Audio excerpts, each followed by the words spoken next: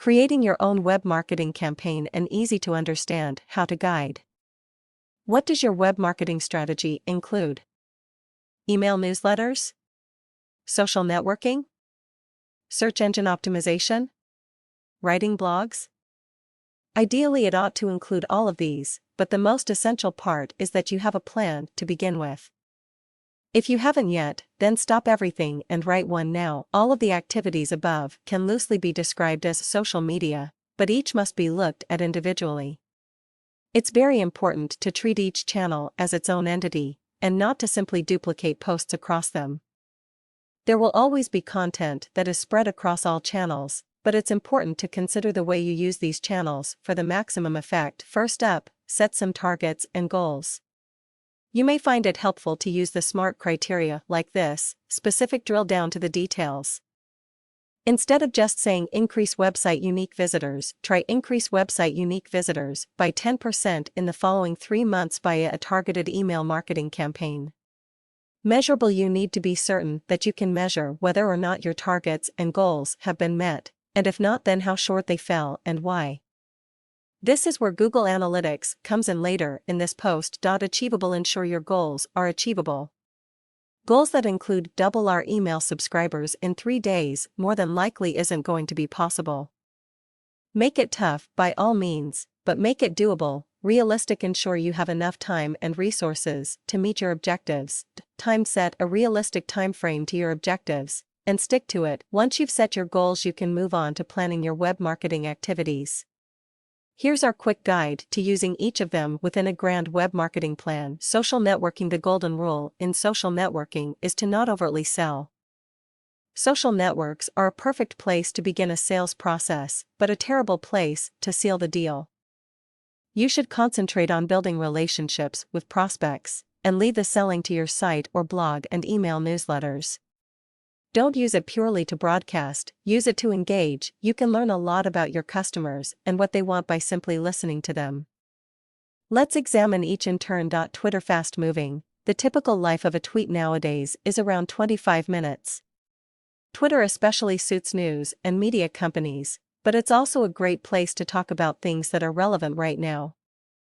You may have a restaurant running a lunchtime special, so a tweet at 10 a.m. and then another at 11 a.m. letting people know about it would be a good start, perhaps providing traffic to your menus on your website. Not so useful would be a tweet referring to the special offer you have in 5 days' time.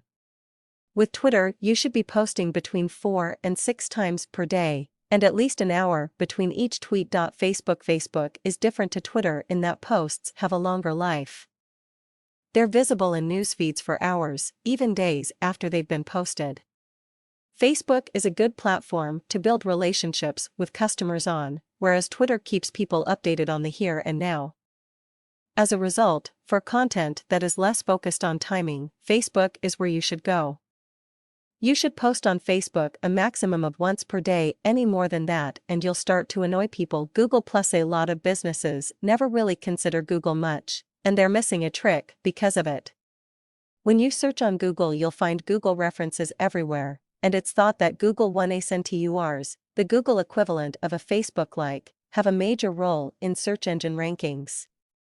Creating a good Google page, and doing something as simple as regularly linking to your blog posts and replying to comments is a great, easy way to become involved. Email newsletters: generally speaking, you should keep your content engaging and interesting and on a specific, consistent subject. 90% of the content should be educational, having the remaining 10% promotional. This isn't difficult, simply spend a little time explaining what you do, or sell, and what the benefits of your products or services are. Provide a clear, primary call to action, and links to the right places on your website. Don't send emails that merely sell. Your subscribers will simply subconsciously ignore what they don't want to see. A blog: using a blog for business is a great way to strengthen your brand. You should make sure you write for your customers, not for you, and aim to provide interesting information rather than sell products. Your posts could be answers to questions that you've been asked in the past, or perhaps information regarding new products that solves a customer's problems.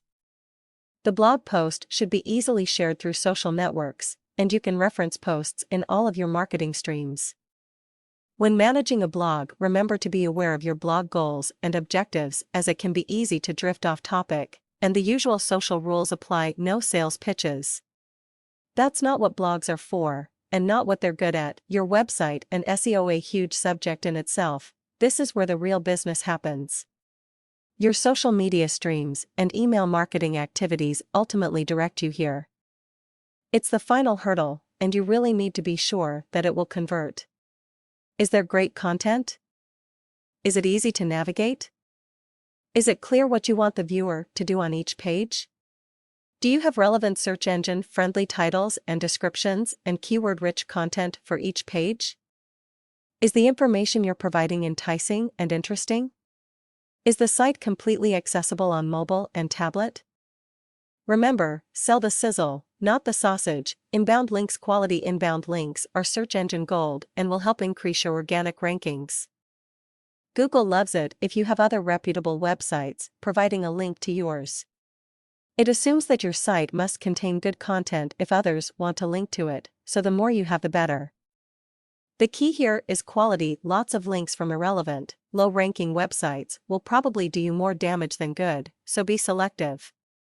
Google also likes it if you link out to other websites, as it shows you're being social and engaging with the web community. Google Analytics. We say this part-time and time again. All of the above is hugely devalued if you have no idea what impact it's having on your website traffic. The main things you need to know are who's visiting, where they've come from, what time they visited, which pages they view, where they landed and where they left. You can find out which blog posts they found the most interesting, and the way they were directed to them in the first place. You should be tracking the response from all the activities mentioned in this post, and evaluating which have worked well, and which not so. Without it, you are blind. In conclusion, to briefly summarize, if you only take 3 things away from this article, then it ought to be this: treat each stream as a different entity, and don't simply duplicate content. Never attempt to overtly sell. Track your performance in Google Analytics.